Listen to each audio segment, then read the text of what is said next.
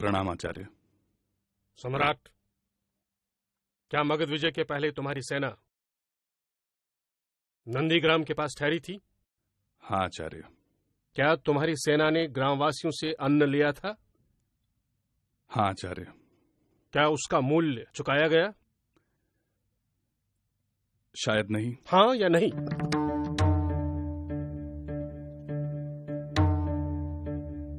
नहीं आचार्य। क्या समझकर तुमने वो अन्न ग्रहण किया? दान या दक्षिणा?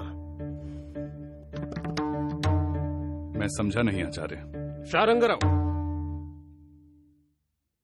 सम्राट को दान और दक्षिणा का अर्थ समझाओ।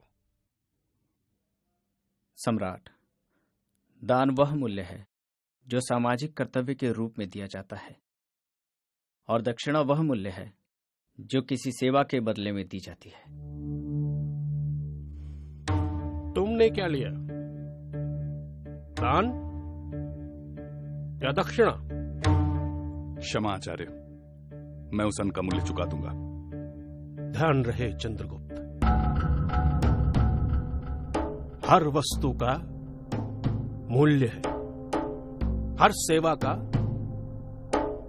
मूल्य है, और जिसका भी मूल्य है वो अर्थ है, और धर्म और काम अर्थ पर ही निर्भर है। इसलिए अर्थ व्यवहार धर्मपूर्वक हो।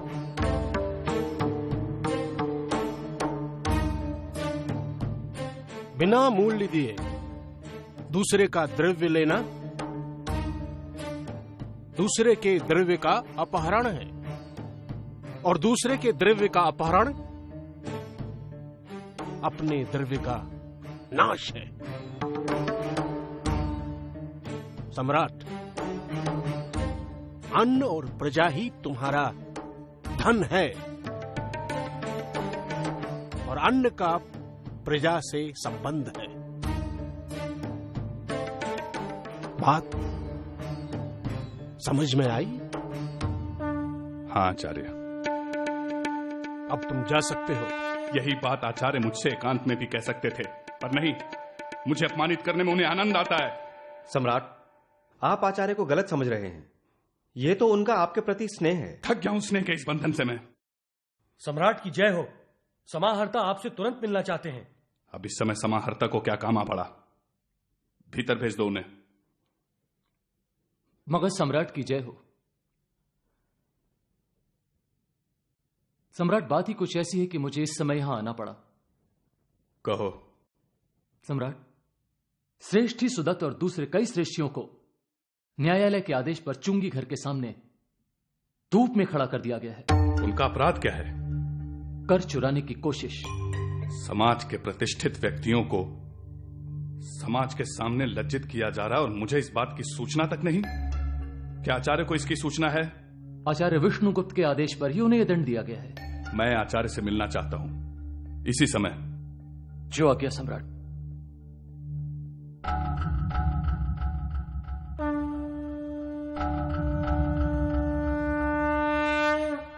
आयुष्मान भव। कहो, कुछ कहना चाहते हो या कुछ पूछना चाहते हो?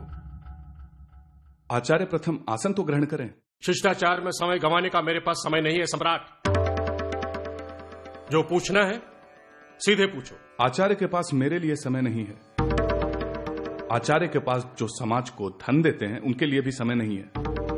मेरी समझ में नहीं आ रहा है कि आचार्य किसकी चिंता में व्यस्त हैं। समाज की। मेरे लिए व्यक्ति नहीं, देश महान है। मेरी निष्ठा न चंद्रगुप्त में है न चंद्रगुप्त के साम्राज्य में। मेरी निष्ठा समाज के उत्कर्ष में है। मैं उसी के बारे में सोचता हूं चंद्रगुप्त। इसीलिए मैं कर का चिंतन करता हूं। इसीलिए मैं दान का चिंतन करता हूं। स्मरण रहे चंद्रगुप्त, समुद्र से जल भाप बनकर बादल बन जाता है, फिर वही बादल वर्षा की बूंदें बनकर जल जल में मिल नदियां बन सागर बन जाता है, वही जल अर्थ है। कर वही अर्थ है जो राज्य का आधार है,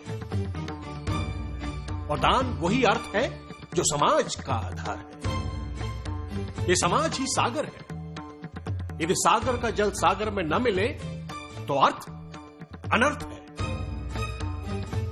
इसीलिए राजा कर लेता है और समाज दान देता है।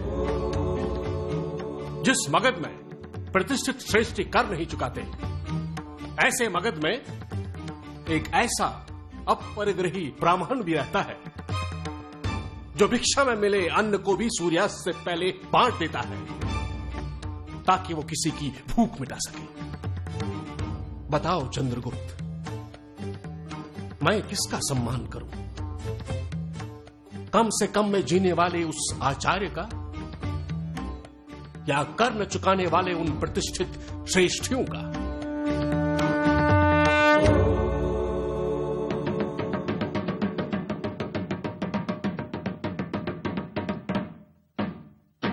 सुनो सुनो सुनो, पाटलिपुत्र की जनता सुनो, मगध साम्राज्य में चारों ओर शांति स्थापित हो चुकी है। महाराज धननंद के पूर्व मंत्री अमात्य राक्षस ने सम्राट चंद्रगुप्त का मंत्री बनना स्वीकार कर लिया है। अक्षय तृतीया के दिन अमात्य राक्षस की उपस्थिति में सम्राट चंद्रगुप्त का राज्याभिषेक होगा। सभी नागरिक इस समारोह के उत्सव में आमंत्रित हैं। सुनो सुनो सुनो।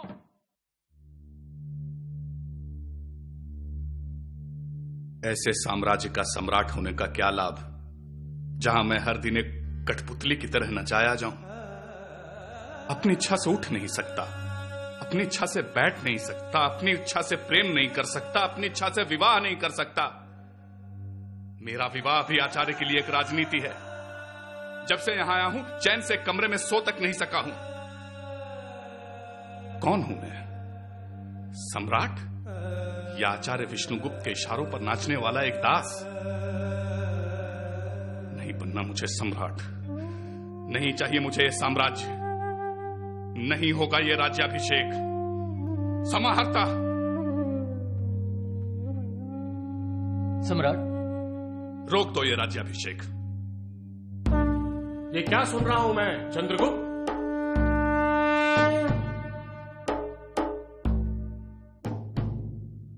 आपने ठीक ही सुना है आचार्य, नहीं बनना मुझे मगध का सम्राट। क्यों? जब से यहां आया हूं, अपनी इच्छा से सांस तक नहीं ले सका हूं। आपने मुझे एक महान स्वप्न दिया था, चक्रवर्ती सम्राट का स्वप्न, एक महान साम्राज्य का स्वप्न। परंतु यहां आने के बाद पता चला कि आचार्य विष्णुगुप्त के लिए सम्राट एक वेतन लेने वाले नौकर से बढ़कर कुछ नहीं। तूने ठीक ही समझा है चंद्रगुप्त। मेरे लिए सम्राट समाज के नौकर से बढ़कर कुछ नहीं। तो रखें अपना साम्राज्य, नहीं बनना मुझे सम्राट, यदि यही सुख है सम्राट होने का। चंद्रगुप्त, तुझे सुखी होना है? क्या सम्राटों को सुखी नहीं होना चाहिए? मूर्ख! जब तक तेरे साम्राज्य में एक भी व्यक्ति भूखा है तो क्या तू सुखी हो पाएगा? सुख शिक्षक और सम्राटों के भाग्य में नहीं होता। भूल गया तू चंद्रगुप्त, मैंने तुझे साम्राज्य देने का वचन दिया था, सुख देने का नहीं। भूल गया तू कि प्रजा के हित में ही राजा का हित है।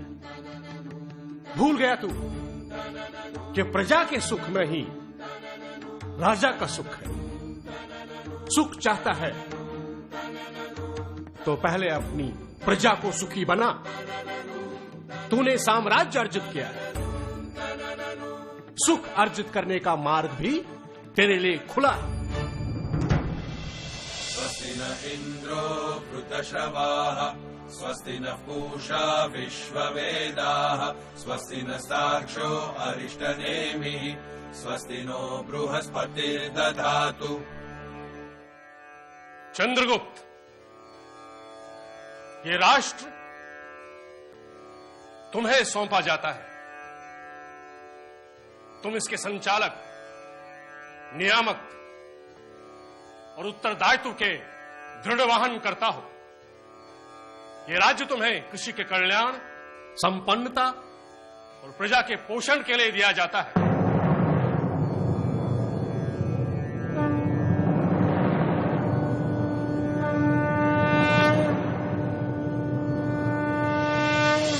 अपने महान गुरु के महान शिष्य चंद्रगुप्त ने अर्थ का ऐसा पाठ पढ़ा कि अपने जीवन के अंत काल में 40 दिन तक अन्न ग्रहण नहीं किया। क्यों? क्योंकि अपने जीवन के अंत समय में चंद्रगुप्त के राज्य में भीषण अकाल के कारण लोगों के पास अन्न नहीं था। महान गुरु, महान शिष्य, महान आदर्श। अपने महान शिष्य के लिए महान गुरु ने कौटिल्य के नाम से अर्थशास्त्र नामक ग्रंथ की रचना की। रसिकों, अर्थ और सुख जीवन की आवश्यकताएं हैं, किंतु गलत रास्तों से अर्जित अर्थ अनर्थ है। सही रास्तों से अर्जित अर्थ ही आपको सुख की ओर ले जाता है। इसीलिए 33वां प्रश्नोपनिषद में पहले शुद्ध बुद्धि और बाद में धन की कामना की है। कारण स्पष्ट है, धर्म है तो अर्थ है, अधर्म है तो अनर्थ है।